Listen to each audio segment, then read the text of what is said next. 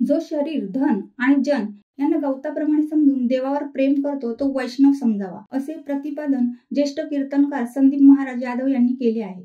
खालापूर तालुक्यातील कोयना प्रकल्पग्रस्त वावंढळ यांचा 56वा अखंड हरिनाम सप्ताह सुरू आहे।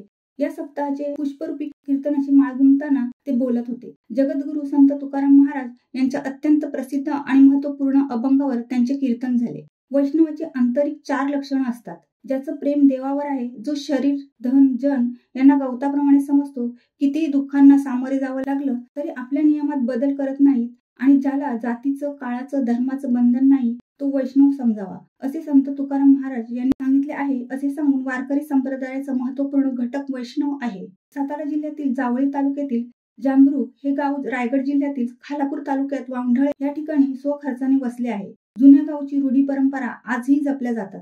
त्याचाच एक भाग अखंड हरिनाम सप्ताह आहे। गावातील स्त्री पुरुष यांच्यासह पंचक्रोशीतील लोक हरिनाम सप्ताहासाठी येत असतात।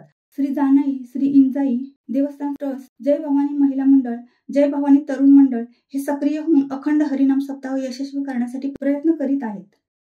शिवसत्ता टाइम्ससाठी अर्जुन कदम, चौक। दे धडक बेधडक वृत्त देणाऱ्या आपल्या शिवसत्ता टाइम्स न्यूज चॅनलला लाल बटन दाबून सबस्क्राईब करा आणि बेल आयकॉनला क्लिक करायला विसरू नका।